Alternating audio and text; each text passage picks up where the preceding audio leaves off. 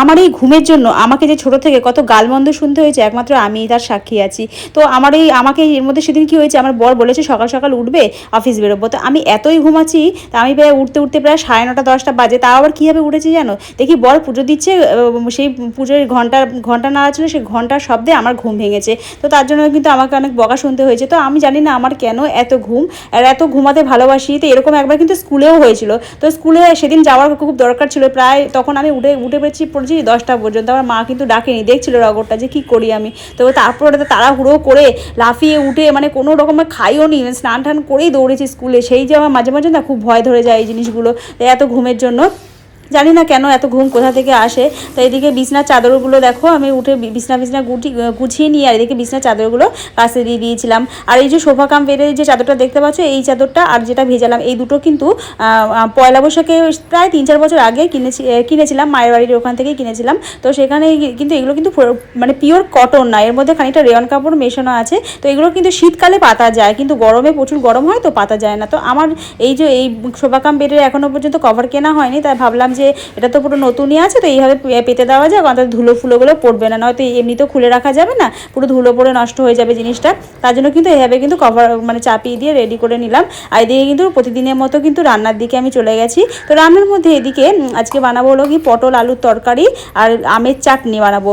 আর এবছর কিন্তু এই প্রথম বলতে গেলে পটল আলুর তরকারি এইভাবে আমি খাচ্ছি। এছাড়া মিক্স সবজি করেছি, কিন্তু পটল আলুর তরকারি সেভাবে করিনি। আর এদিকে একটা কুমড়ো নিয়ে নিয়েছিলাম, এই যে কুমড়োটা দিয়ে ভালো সেদ্ধ করব। তো কুমড়ো সেদ্ধ জানো তো একটুখানি কাঁচা লঙ্কা তেল দিয়ে খেতে কিন্তু বেশ ভালো লাগে। তো সেই জন্য কুমড়ো সেদ্ধ করব বলে এদিকে কিন্তু কুমড়ো নিয়ে নিয়েছি। আর এই যে আগে তোমাদেরকে দেখিয়েছিলাম কুমড়ো দিয়ে তারপরে হলো গিয়ে তেঁতুল দিয়ে চিংড়ি মাছ দিয়ে টক করেছিলাম, সেই চিংড়ি মাছ কিন্তু হাফ ছিল, সেই হাফ চিংড়ি মাছটা কিন্তু বার করে নিয়েছি। ভেবেছি পটল আলুর তরকারি করব, ওর মধ্যে চিংড়ি মাছ দিয়ে দেবো।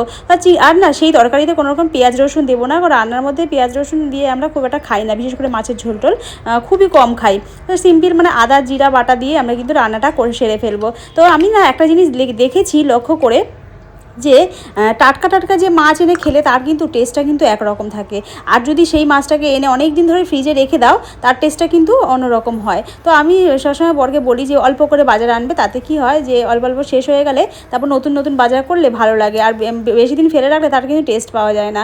আর আমি যে সচরাচর নিচে গিয়ে বাজার করে, আমার নিচে কিন্তু অনেক বাজার আছে, কিন্তু আমি যে সচরাচর যাবো তারা কিন্তু আমি কিন্তু সেই মানে ইচ্ছা করে না, কেন বলো তো, মানে একটা জায়গা বাজারের নিচে সামান্য দোকানে যেতে গেলে এই দরজা বন্ধ করো ওই দরজা বন্ধ করো, কখনো চেক করতে হয় যে এই লাইটে সুইচ অফ করেছি আরও চালানো নেই তো, কখনো মনে হচ্ছে গ্যাস অফ করা নেই তো, এই সমস্ত মানে হেডেক মনে হয় মাথার উপর চাপ পড়ে, মনে হয় মানে কী বলো তো, একা থাকা যেমন সুবিধা সেরকম কিন্তু খানিকটা অসুবিধাও আছে, যেমন সব পুরো দায়িত্ব তোমার ওপরেই পড়ে। তো মনে হবে এটা অফ করি ওটা অফ করি, এই সমস্ত চিন্তায় আমি আর কোথাও যাইও না, মনে হয় দৌড় যা আছে ঘরে যা আছে তাই দিয়ে কাজ চালিয়ে দেবো।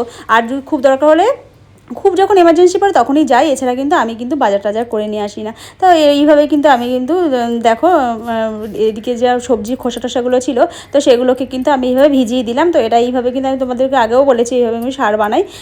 তো এইভাবে কিন্তু আমি কিন্তু ভিজিয়ে দিয়ে কিন্তু আমি আবার রান্নার দিকে যাচ্ছি। আর যদি বলো যে ব্লিঙ্কিট থেকে অর্ডার করতে পারো, কিন্তু ব্লিঙ্কিট থেকে যে অর্ডার করবো এতটা বড় লোক এখনও অবধি আমি হইনি, কারণ আমার মনে হয় কী বলো তো, ওইখানে একটু বেশি মানে কস্ট নেয়, অনেকটা দাম নেয়, তার মানে অতটা যে খরচা করবো আমার না খুব গায়ে লাগে। কারণ আমার মনে হয় যে দেখো সংসারে যদি কেউ একজন ইনকাম করে আর একজনের ইনকামে যদি সংসারটা চলে, তাহলে আমার মনে হয় অপর পার্সনকে একটু হলে কম্প্রোমাইজ করে চলতে হয়। সব কিছুই যদি মানে ইচ্ছা মতো খরচা করি তাহলে তো আর হবে না, সব দিকটাই দেখতে হবে। তো ব্লিঙ্কিটে যারা দুজন স্বামী স্ত্রী দুজনই ইনকাম করে, তা সেক্ষেত্রে ঠিক আছে, কোনো ব্যাপার না, তাদের তো বাধ্য হয়ে কিনতে হয়। তার জন্য দেখো আমার যখন একটা অন্য অপশান আছে, আমি নিচে গিয়ে কিনতে পারি, কিংবা আমার হাজব্যান্ড কিনে নিয়ে আসে, তার জন্য আর কী দরকার, ওই জন্য আমি যেভাবে থাকে সেভাবে কিন্তু আমি চালিয়ে নিই। তো এদিকে দেখো আমি কিন্তু রান্না করবো বলে এদিকে পটল আলুর তরকারির জন্য সব কিন্তু রেডি করে নিয়েছি। আর আমাকে এখন না জানো তো, মানে সকালবেলা করে লাল চাই খেতে হয়, যেহেতু আমার বর লাল চা খায় সকালবেলা করে, ওই জন্য আমাকে এখন কিন্তু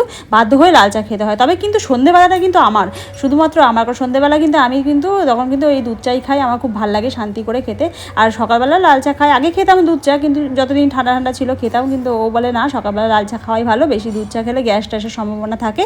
তার জন্য কিন্তু আমি এদিকে দেখো লাল চা করে নিয়েছি, আর সাথে নিয়ে নিলাম বিস্কিট। আর এদিকে পটল আলুর তরকারিটাও হতে দিচ্ছি। এই যে পটল আলুর তরকারিটা রান্না করছি, এটার মধ্যে কিন্তু দেখো কীরকম একদমই কিন্তু তেল নেই, একদম সামান্য তেলেই কিন্তু আমি রান্না করছি। কিন্তু বিয়ে বাড়িতে কিংবা কোনো অনুষ্ঠান বাড়িতে যখন আমরা খাই তখন কিন্তু পটল আলুর তরকারিটা বেশ লাল লাল করে আর খুব ভালো লাগে জানো তো। আর পটল আলুর তরকারি করার জন্য আগে কিন্তু মানে পটলটাকে কিন্তু তেলে আলাদা করে ভেজে নিলে তাহলে কিন্তু টেস্টটা বেশি ভালো হয়, মানে আলাদা করে পটল আলাদা ভাজতে হয়, আলু আলাদা করে ভাজলে টেস্টটা ভালো পাওয়া যায়। তবে কী বলো তো, বাড়িতে এইভাবে ভাজতে গেলে অনেক তেল লাগবে, আর আমার বর এত তেলে রান্না খায় না। ওকে মানে সামান্য যদি ঢেঁড়স ভাজা বা কোনো কিছুতে সামান্য তেল হয় তাহলেই বলতে শুরু করে দেবে এত তেল দিয়েছো কেন, এত তেল দিয়েছো কেন। আর খুবই সিম্পলভাবে খাওয়া হয়। আর আমাদের বাড়িতে তো কাঁচা লঙ্কা রান্নাই খাওয়া হয়, কাঁচা লঙ্কা, তারপর হলো গিয়ে আদা, এই সমস্ত বেটেই খাই, মানে শুকনো লঙ্কা খুবই কম খাওয়া হয়। তার মধ্যে যখন হয়তো চিকেন করলাম, চিকেন মাটন কিংবা হয়তো ডিমের ঝোল, তখন কিন্তু শুকনো লঙ্কাটা একটুখানি দিয়ে দিই, মানে ওটা সামান্য কালারের জন্য বা দিই। তাছাড়া কিন্তু আমাদের বেশিরভাগই কাঁচা লঙ্কা খাওয়া হয়, কারণ স্বাস্থ্যটাকেও তো দেখতে হবে, তাই না? সব কিছু করলে তো হবে না। এখন গরম পড়ছে। আর চিংড়ি মাছটা দেখো তার মধ্যে দিয়ে দিয়েছি। চিংড়ি মাছটা একটু আগে দিলে ভালো হতো, কিন্তু তখন মানে ভিডিও করতে করতে ভুলে গেছিলাম। তারপর চিংড়ি মাছটা একটুখানি দিয়ে ভালো করে কিন্তু ওটাকে ভেজেছি, যদিও কোনো রকম কাঁচা গন্ধ ছিল না। তো ওটাকে বারবার অল্প অল্প করে জল দিয়ে পুরো তেল ছাড়া অবধি কিন্তু ভালো করে কষিয়ে নিয়েছি। আমার গ্যাসের পিছনে কিন্তু সারমাইকাটা দিয়ে কিন্তু এবার কিন্তু কিচেনটাকে বেশ একটু ভালো লাগছে। হয়তো ওটা কেমন একটা বিছির মতো লাগছিল, তো এবার কিন্তু ওটা দেওয়াতে একটুখানি সুন্দর লাগছে দেখ। আর এই যে কড়াটা দেখতে পাচ্ছ, এই কড়াটা কিন্তু আমি যখন বিয়ে করে এসেছিলাম তখন কিন্তু এই সাইডগুলো কিন্তু মোটামুটি একটু কালো কালোর মতো ছিল। তো আমি কি করেছিলাম, ওই যে সিরিজ কাগজ হয় না, যেগুলো দিয়ে আর কি গ্রিল ফিলগুলো পরিষ্কার করে, তো সেটা দিয়ে কিন্তু ভালো করে ডলেছি, তাতে কিন্তু কালি ফালিগুলো পুরো চলে গেছে। এখন কড়াটা কিন্তু দেখো ভালোই চকচক করছে। তো কিন্তু এইভাবেও কিন্তু তোমরা পরিষ্কার করতে পারো, যখন দেখবে কোনো কিছু ভালোই কালো হয়ে থাকে, দেখবে অনেক সময় সেই যে স্টিলের যেটা থাকে সেটা দিয়ে ডললেও কিন্তু উঠতে চায় না কালিগুলো, তখন কিন্তু ওই যে সিরিজ কাগজ হয় না, যেগুলো দিয়ে মানে বললাম যে গ্রিল ফিল ঘষে, তো সেটা দিয়ে কিন্তু ডললে কিন্তু বেশ কিন্তু পরিষ্কার হয়ে যায়, একদম ঝকঝকে চকচকে হয়ে যায়। তো সেভাবে কিন্তু আমি কিন্তু ডলে পুরো একদম পরিষ্কার করে নিয়েছি। আর এদিকে কিন্তু ওটা হয়ে যাওয়ার পরে রান্নাটা, পটল আলুর তরকারিটা আমি কিন্তু এদিকে চাটনি বসিয়ে দিয়েছি। আর পটল আলুর তরকারিটা না একটু বেশি করেই করেছিলাম, ভাবলাম যে একটু যদি বেশি থাকবে রাত্রেবেলা, যদি হয়ে দুজনে খাওয়ার পর যদি থাকবে রাত্রেবেলা রুটি করে দেবো, ওই দিয়ে হয়ে যাবে। আর এই যে টমেটোর চাটনি, এটা কিন্তু ওই যে মিষ্টির রসটা, আগের দিন আমি মিষ্টি খেয়েছিলাম, সেই রসটাও কিন্তু রেখে দিয়েছিলাম ফ্রিজে। ফ্রিজ যখন চলে তাহলে কেন রাখবো না বলো, সব কিছু রেখে দিলে। এটা দিয়ে কিন্তু আমার আজকে চাটনি হয়ে গেলো, আর চিনি দিতে হলো না। তো এগুলো কিন্তু মোটামুটি আমার মনে হয় প্রতিটা ঘরে মানে মায়েরা এগুলো করে থাকে, এরকম মিষ্টির রস জমিয়ে রাখে আর সেটা দিয়ে কিন্তু চাটনি বানায়, আর খেতেও ভালো লাগে, আর কিন্তু খানিকটা সেভিংসও হয়, চিনি ফিনি নষ্ট করতে হয় না। আর কুমড়োটা এতটা ভালো ছিল যে পুরো একদম মানে একদম মোমের মতো কিন্তু গলে যাচ্ছিলো। আমি যখন ভাঙছিলাম খুবই গরম ছিল, তো এটাকে কিন্তু ঝটপট করে মেখে নিয়েছিলাম। তো এটা সামান্য একটু মানে কাঁচা তেল, আর হলো গিয়ে লবণ, আর হলো গিয়ে লঙ্কা, তো এই দিয়ে কিন্তু কুমড়ো মাখা আমি খেয়েছি। তো কুমড়ো কিন্তু ভালো লাগে খেতে, দেখবে তোমরা এরকম খেয়ে দেখবে। তো আমি এগুলো মানে সবই মার কাছ থেকে শিখেছি, তো মা ওইভাবে মেখে দিত। আর যদি কিছু কিছু কুমড়ো দেখবে একটুখানি ভালো সেদ্ধ হতে চায় না, সেগুলো ভালো লাগে না, কিন্তু এই যে বেশি পাকা কুমড়ো হলে তখন কিন্তু বেশ ভালো লাগে এগুলো বেশ মাখা করে খেতে। তো চলো এটা মাখি।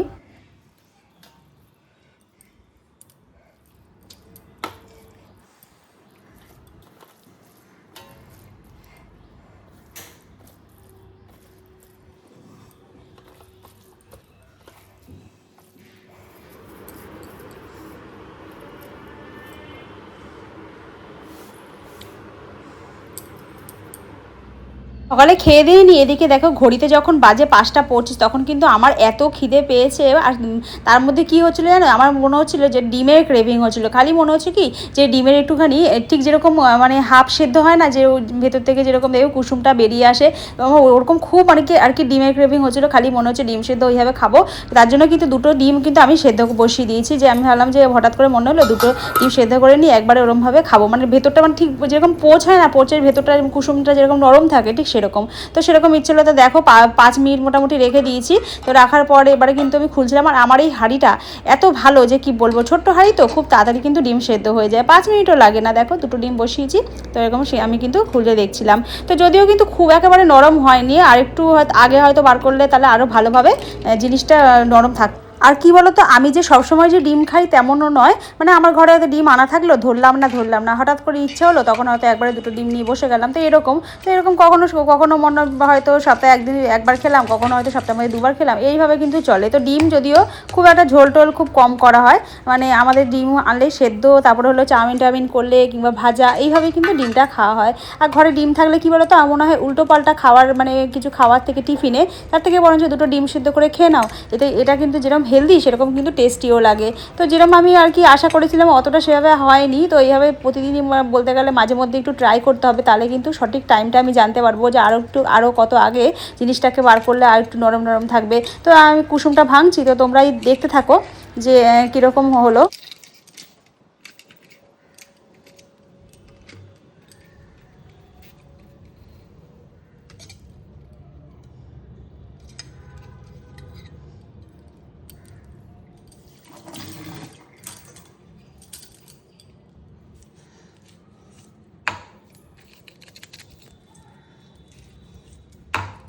আর ঠিক দোকানের মতনই দেখো একটুখানি বিট লবণ আর হলো গিয়ে গোলমরিচের গুঁড়ো ছড়িয়ে দিয়ে আমি খাচ্ছি। আর দেখো ডিমের কুসুমটা একটু শক্ত হয়ে গেছে, ঠিক সেরকম কিন্তু নরম হয়নি। ঠিক যেরকম আগ্নেয়গিরির লাভা যেরকম হয় না, ওই রকম টাইপের যখন নরমটা থাকে না, খুব ভালো লাগে।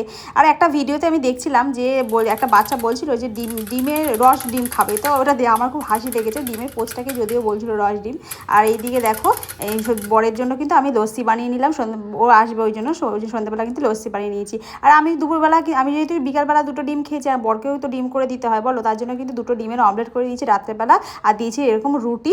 আর আমার রাত্রেবেলা ভাত ছিল, সেই ভাত কিন্তু আমি খেয়ে নিয়েছিলাম। আর এই আলু পটলের এই তরকারিটাও কিন্তু ছিল। তো দেখো বন্ধুরা, তো আমি যাই খাই মোটামুটি বরকে দিয়ে খাই, আবার বড়ও যা খায় আমাকে দিয়ে খায়। তো এইভাবেই কিন্তু আমরা মিলেমিশে মোটামুটি চলছি। তো মোটামুটি এইভাবেই কিন্তু দেখো সময়গুলো কাটাচ্ছি। আর আমার ভিডিওটা ভালো লাগে তাহলে কিন্তু একটু লাইক করে দিও, কমেন্ট করে দিও। তো টাটা বন্ধুরা, ফিরে আসবো অন্য কোনো ভিডিও নিয়ে।